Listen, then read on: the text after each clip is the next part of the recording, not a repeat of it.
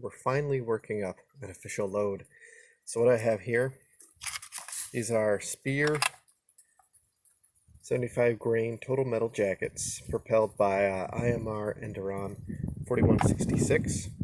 We're doing a OCW workup, and I'm going to be firing them round robin. So I have my 3-sighters with 19.8, 20.2, and 20.6 grains. And then I'm going to be bumping up to 21. I'm going to be going up by 0.2 grain increments all the way up to 22, but then I also loaded up just a little bit beyond 22.1 to see how that go. I have 5 sets for all that I loaded up, with the exception of the very highest one, 22.1, which is over max.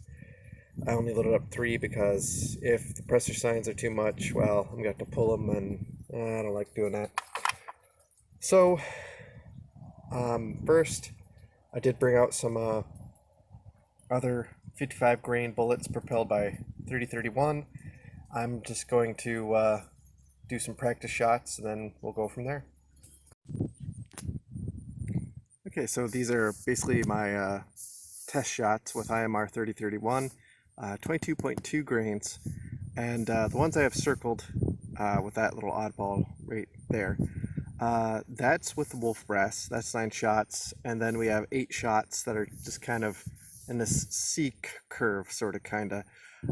That is with federal brass, so pretty close. There still is a difference, but either way, that's about what we were doing before. So anything better than this, we know, is a great group today. Anything worse than that, oh, not so good of a group.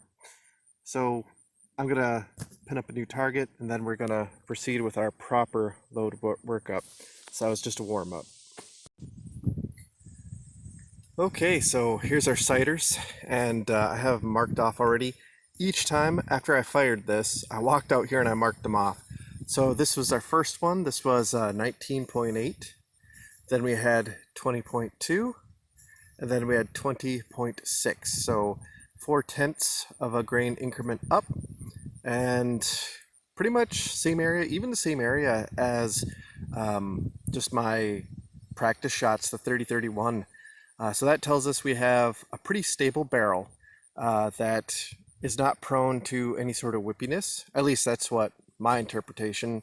If you guys want to add more information, please comment below. I love learning. But anyway, this one definitely looks a little bit off, but then again, these are just 1 shot each, so you can't really look too much into the interpretation here. Like, our data sets are very limited. But anyway, so if we shoot anything better than that, though, I'll definitely be happy. Okay, we're at the halfway point, so let's do some preliminary group interpretation. So this is the lightest charge, and remember, I'm firing these in round robin. So 1, 2, 3, 4, 5, 6, and rinse repeat. Between each string, so when I fire through a string of 6, I let the barrel cool down. Sometimes I come out here, check the targets, but anyway, so 1, 2, and then that one up there is number 3. 1, 2, 3. 1, 2. Where's the third one? Well, turns out I'm an idiot. 3. But this is part of the reason why I've been walking out here. So number 3 is up there. So almost lined up with the 9. So number 3 would be about right there. So that's not bad. But still, I'm disappointed in myself. And then, yeah, so, but then this is the second to last. And then finally, 22 grains. We really have some horizontal stringing here, but I think it's very interesting how it just kind of stretched out. I also did check my red dot sight. It didn't come loose, but just for funsies, I took the torque wrench to it, and I noticed that it, even though it wasn't rattling, even though it wasn't moving, I could still tighten that with the torque wrench. So it did become a little bit loose. So I'm really hoping it didn't affect the groups at all. We'll find out, because we got 2 more strings, and then if I'm feeling brave, we still have the absolute maximum charge. So I'm going to let the gun cool off for a little bit longer, and it's not going to take long because that barrel fluting really helps. It's a thick barrel with fluting. It's amazing, actually. But let's get back to it. I'm not the most happy at the moment. Part of me wants to retest this because of how I had to tighten up that red dot sight. But you know what? We're just going to go along with it because, wow, we just must trudge on. So anyway, 5 shots, all targets. 1, 2, 3, 4, 5. 1, 2, 3, 4, 5. This is probably the best group I have. However, again, with an OCW, you're not looking for the best group. You're looking for a consistent set of groups. So this is the next one, and remember the fifth shot, or rather, the first shot is up there, lines up kind of with the 9, so it'd be about right there. And that's a pretty decent group as well. There is a slight overlap, well there is an overlap with the point of impact. There still is a shift, but that's pretty close to one another. Paired with this, now up here I do have, I don't want to call it a flyer, but I'm going to say outlier, and but otherwise pretty close there. Now we can go ahead and say, oh, you pulled the shot. Oh, you pulled the shot. Okay, even if I did, it still kind of points to this being our OCW, or somewhere in between. However, compare it to as we work up, we still have not only an opening of the group, but we have this horizontal dispersion that continues on. This is actually not quite as wide. Actually, it's probably about similar, but it's still kind of this weird horizontal dispersion. And furthermore, this almost looks like it wants to group in 2 different places.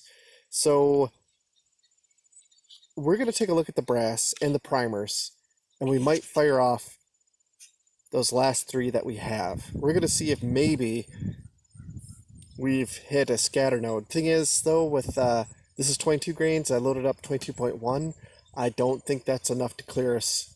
I think you need roughly about 1.5%, and I don't think that's enough juice, so to speak. But either way, this is like the very start of where we have the occasional flyer or outlier, but then definitely here we're kind of and right here it's something shifting here. That's what we see when we look at this, and I'm not the most pleased at the overall size of the groups. Like, I feel like, especially for 50 yards, we could have done a lot better. But again, I have that issue with that red dot, my stigmatism. So, I mean, I guess I'll be happy with that. But whatever. So, let's see. That middle charge number 3, that was 21.4.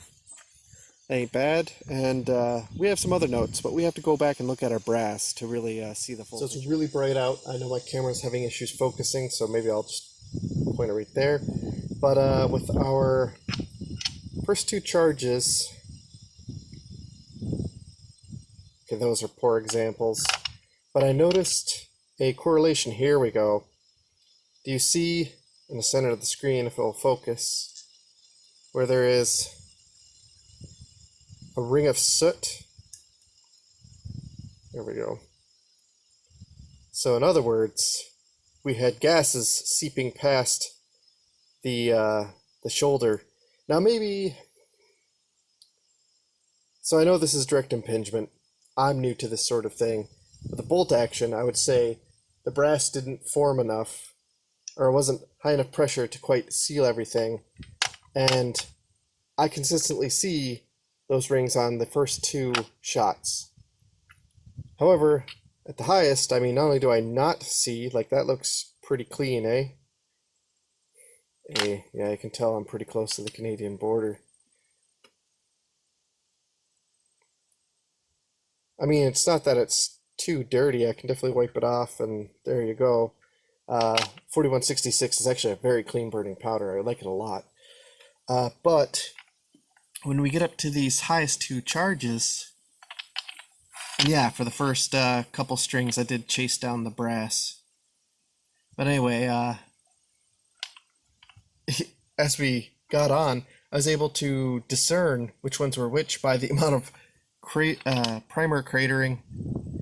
And like this one has a fair bit, but it's not egregious, right? It's not like extruded. You can barely see. Yeah, I can see kind of a poking out a little bit. I don't see any ejector swipes, although if you guys see some, tell me, for love of God, because with my naked eye, I don't. So I'm going to be brave, and I'm going to fire these last three. I marked off the last target, so we're going to be reusing one, and we'll see how they do. I'm also going to check my my sight to see that it's still on there. I cranked it up to like 30 inch-pounds, which strikes me as a little bit excessive. But who knows? Maybe it's just one of those things I don't want to say I'm going to have to put Loctite on, but honestly, I want to put a better scope on this thing. Well, it goes to show what I know. These are the Beyond the Max 3 rounds I fired, 22.1. Yeah, that's a lot of soot there on that shoulder. So, yeah, note to self. Anyway, the primers are not happy at all. They're more than just a little bit cratered. But I totally called it, because here's the group. 1, 2, 3. And you can see here that that's the previous max charge. That's 22 grains. I marked off with pen. That one's harder to see, but you can see it is marked off. So yeah, look at the drastic point of impact shift we have over to the right, which is definitely different from our initial, whereas more just kind of I'm aiming here right in the center, so you can kind of call it a 6 o'clock hold, but that's where my group is actually hitting. This is definitely more over to the right, and furthermore, look where it lines up with our previous group. So that makes me feel a lot more confident about the red dot sight and how these groups turned out. But yeah, I'm glad I didn't bring more of this type of charge to bring out, because this is I'm glad I didn't bring out more of that charge to fire, because that's a little bit scary. I don't like that. But you can see where things started to add up.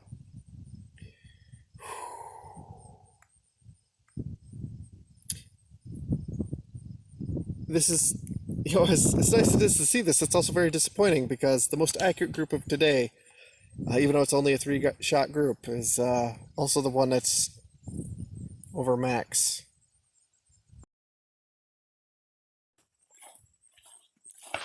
Moment of truth, guys.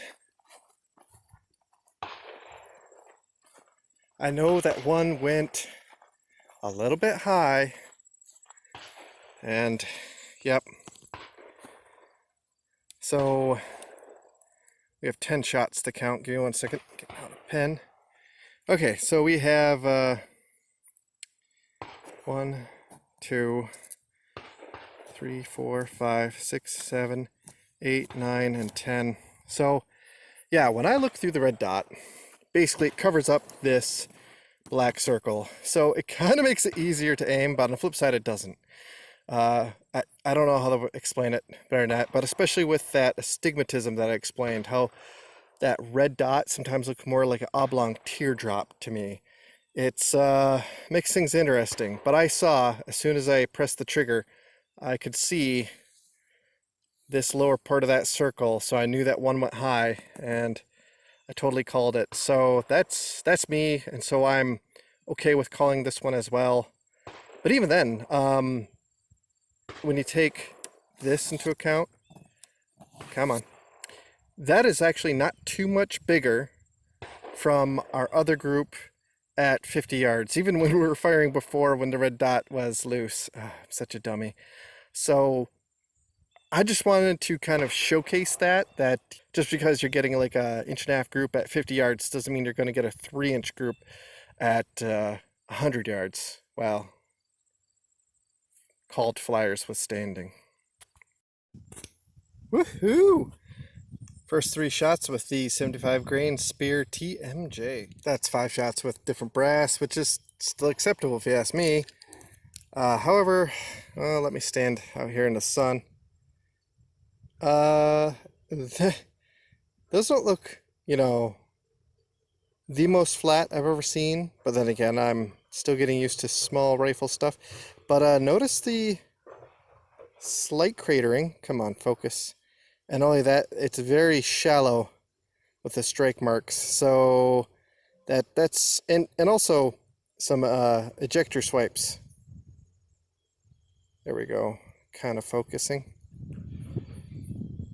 So this is pretty much max. This is 23.5 grains of Norma 203B. So yeah, but pretty good load, and like these brass pretty much landed right on top of one another. I was very impressed. I wonder if that's another weird way of divining accuracy or the a certain node. You guys are gonna have to tell me if that's crazy talk, because this is me just learning, getting used to things. But yeah, this was Lake City. Honestly, I'm gonna stick with that Norma. And I feel like I'm pretty close to being done with feeling out this rifle. So this brass, I'm probably just going to donate to the club.